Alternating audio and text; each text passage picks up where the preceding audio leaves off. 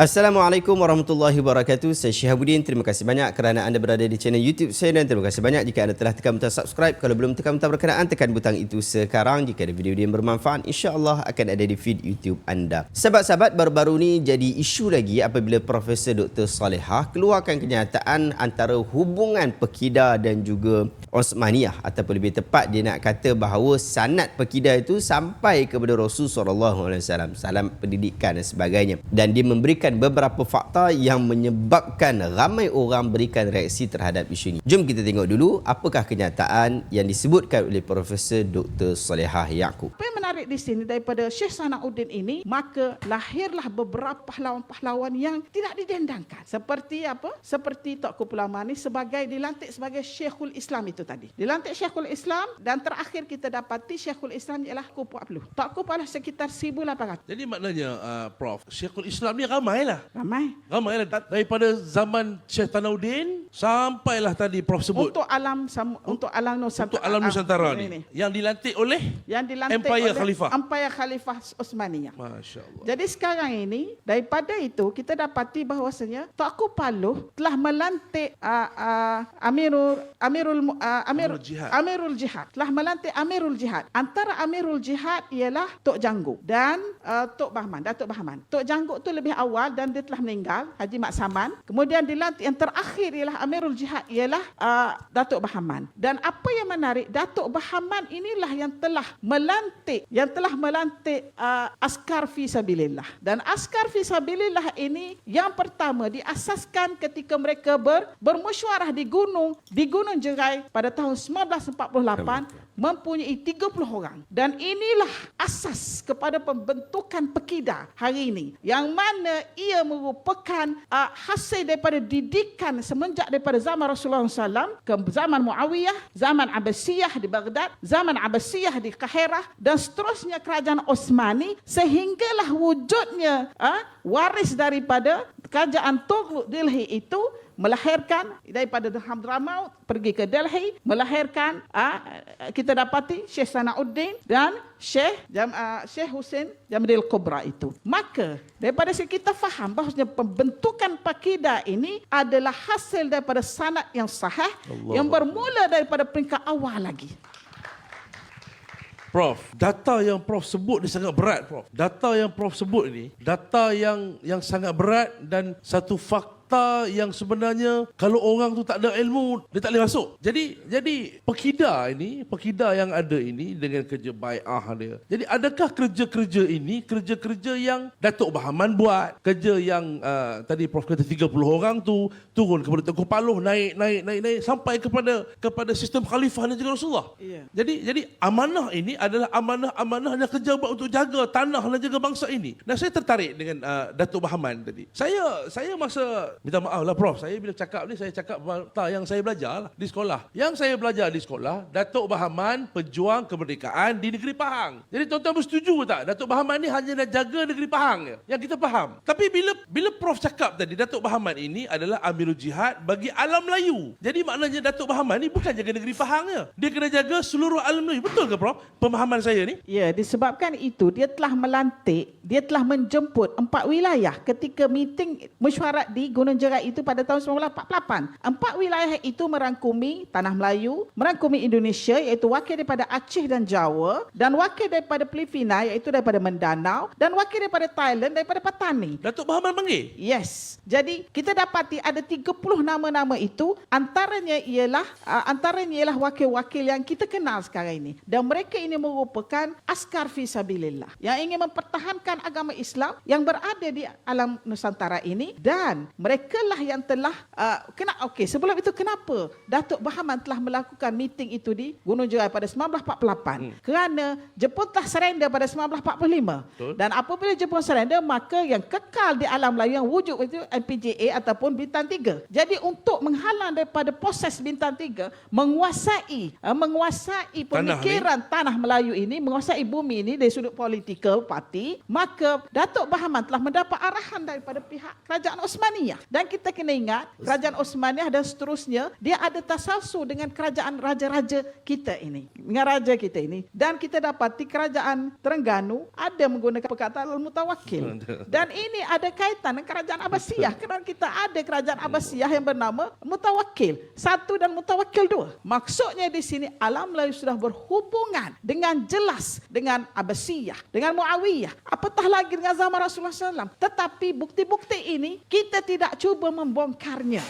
Kenapa kita menggunakan data yang digunakan oleh orientalis dan penjajah? Orang putih mengkaji, orang Melayu mengaji. Yes. Betul, Prof? Betul. Jadi saya rasa dah sampai masa golongan-golongan cendekiawan macam Prof dengan Datuk Dr. Amin dan juga rakan-rakan yang lain di luar sana untuk mula mengkaji dan dig out, mengeluarkan kembali khazanah-khazanah kehebatan bangsa. Alhamdulillah, sahabat-sahabat, kita telah menonton video berkenaan. Jom kita berikan sedikit reaction berkaitan tentang video ini. Sahabat-sahabat, sebelum kita berikan reaction peribadi berkaitan tentang hal ini, saya nak tunjukkan beberapa tokoh-tokoh juga telah memberikan reaction tentang kenyataan daripada Profesor Dr. Solehah ni. Apa yang dikatakan oleh Dr. Rozami juga agak menarik untuk kita sebutkan di sini. Dr. Rozami kata, kenapa KUIPS menjemput Profesor Dr. Solehah? Persoalan ini mungkin bermain di minda netizen. Saya jelaskan bahawa banyak fakta pelik yang dihemburkan oleh Profesor Bahasa Arab dari UIA ini dalam wacana dan pidatonya. Sebelum ini berkenaan kisah Qaturah dan bangsa Melayu. Kali ini dihemburkan pula kisah Datuk Bahaman bermesyuarat di Gunung Jerai pada tahun 1948 dan menerima arahan dari Kerajaan Osmaniyah. Ini sangat pelik kerana Kerajaan Osmaniyah sudah jatuh sejak 1920-an. Bagaimana Kerajaan Osmaniyah boleh beri arahan kepada Datuk Bahaman pada tahun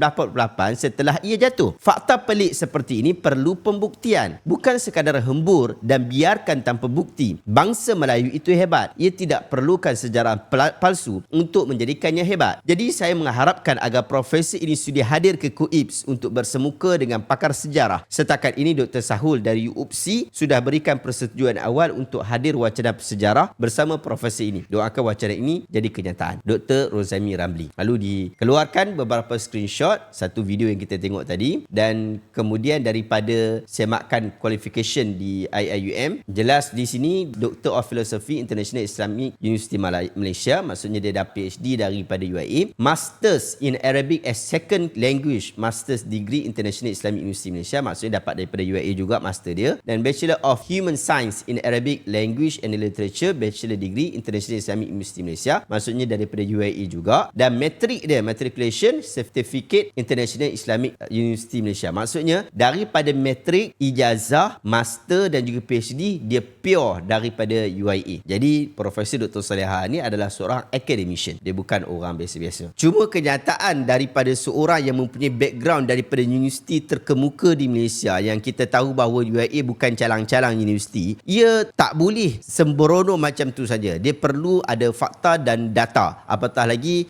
Profesor Dr. Solehah sebutkan satu perkara yang di luar daripada bidang dia. Dia bidang bahasa Arab, dia bidang bahasa, dia bidang linguistik, tetapi dia bercakap dalam isu yang luar daripada bidang dia, iaitu bidang sejarah. Tak ada masalah nak isu tentang sejarah, tetapi biar ia berfakta. Maksudnya dalam bidang kita mungkin kita dah biasa dengan bidang kita dah biasa sangat dengan terma-terma dalam bidang kita, no issue dalam hal berkenaan. Tapi bila kita nak masuk bidang orang lain, kita perlu lebih pada penelitian. Jangan main kod sukati macam tu saja. Perlu ada bukti dan juga data supaya orang dalam bidang lain juga dapat memberikan semakan dan memberikan persetujuan atau penafian terhadap kenyataan kita. Tetapi jika tidak melakukan hal berkenaan, maka akan menyebabkan ramai orang trigger. Antara orang yang trigger juga adalah daripada seorang Facebookers ini. Helmi Effendi mengatakan bahawa demi Allah, sejarah Melayu akan terus dirosakkan kalau tidak ada orang menghentikan kegilaan ini. Saya hanya mampu menggeleng sambil melihat video ini, dah terlalu melampau bagi saya. Saya akan gariskan beberapa perkara yang merupakan kesilapan fatal Dr. Solehah. Antaranya, yes, kita dapati ada 30 nama-nama itu, ada antaranya wakil-wakil yang kita kenal sekarang ini. Mereka merupakan askar fisabilillah yang mempertahankan Nusantara ini. Sebelum tu, kenapa Datuk Bahaman buat meeting tu di Gunung Jerai pada 1948? Tak apa ragu-ragu dia sebut lagi tahun ini. Kerana Jepun telah surrender pada 1945. Apabila Jepun surrender, yang kekal hanyalah MPAJA atau Bintang 3. Untuk halang Bintang 3 menguasai pemikiran tanah Melayu, maka Datuk Bahaman dapat arahan dari pihak kerajaan Osmaniyah. Pertama, Osmaniyah dah jatuh pada 1923 Masihi. Doktor, siapa Sultan Osmaniyah yang pada pasca Perang Dunia Kedua yang tamat pada 1945 boleh mengarahkan Datuk Bahaman buat semua ni? Sedangkan kejatuhan Osmaniyah 20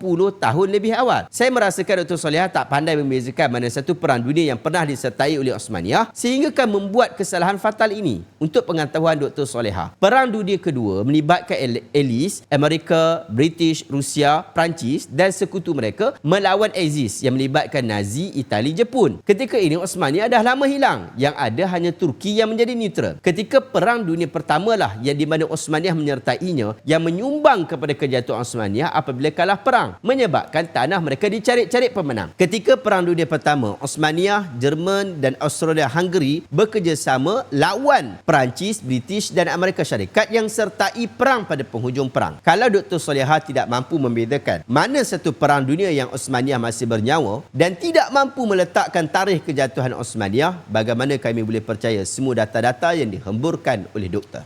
Sahabat-sahabat, sebahagian orang mungkin boleh percaya begitu saja dan tak kisah apabila mendengar mana-mana ustaz, profesor, doktor ataupun ustazah menggoreng mereka di meja-meja penceramah. Bagi mereka, itu adalah ilmu yang mungkin kita tak tahu atau mungkin rahsia batin di sebaliknya. Padahal kita kena tahu tentang hakikat disiplin ilmu yang telah diajarkan kepada kita sejak daripada kecil lagi. Bayangkan ketika di sekolah, kita tak akan mudah-mudah lulus hanya dengan hadir ke sekolah semata-mata. Tetapi sekolah akan menilai prestasi kefahaman kita dalam pembelajaran. Walaupun kita belajar sungguh-sungguh, kita belum tentu lulus. Kerana faktor kelulusan ditampung oleh kefahaman di dalam memahami input pengajian di dalam kelas. Disiplin ilmu sangat-sangat penting sehingga kita tidak akan dikatakan membohong, menyeleweng, menipu apabila kita menggunakan disiplin ilmu yang benar. Allah sendiri telah ingatkan kita di dalam surah Al-Isra ayat 36. Ba'da a'udzubillahi minasyaitonirrajim, "Wala taqfu ma laysa laka bihi 'ilm, innas sam'a wal basara wal fuad kullu ulaika kana 'anhu mas'ula." Jangan kamu kata apa yang kamu tak tahu, kerana pendengaran, penglihatan, jantung hati kamu semua akan dipersoalkan oleh Allah SWT nanti. Anda boleh rujuk dalam surah Isra ayat 36. Bukankah hadis-hadis palsu, cerita-cerita palsu yang disandarkan kepada Nabi SAW juga tersebar pada zaman yang fitnah? Orang-orang percaya semua yang mereka dengar tanpa menyelidikinya. Sehinggalah tokoh-tokoh hadis meletakkan disiplin yang kukuh di dalam pengambilan riwayat. Ibn Sirin pernah sebut, "Lam yakunu yas'aluna 'anil isnad, falamma waqa'atil fitnah qalu sammu lana rijalakum fayanzuru ila ahli sunnah fayu'akhadhu hadithuhum wa yunzaru ila ahli al-bid'ah fala yu'khadhu hadithuhum." Maksudnya mereka para sahabat belum pernah bertanya tentang isnad, tetapi apabila berlakunya fitnah di kalangan umat Islam,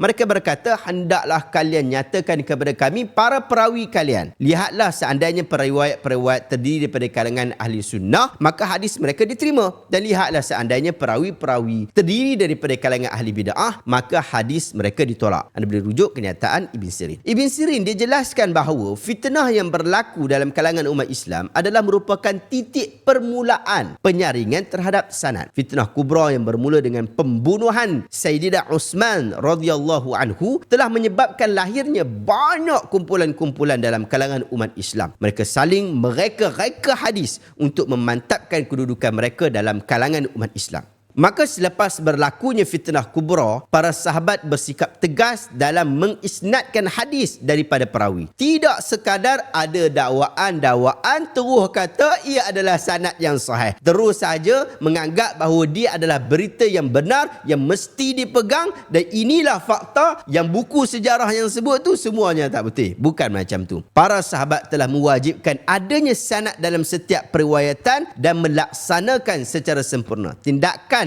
sahabat-sahabat yang berhati-hati dalam periwayatan hadis ini diikuti oleh generasi seterusnya, tabi'in.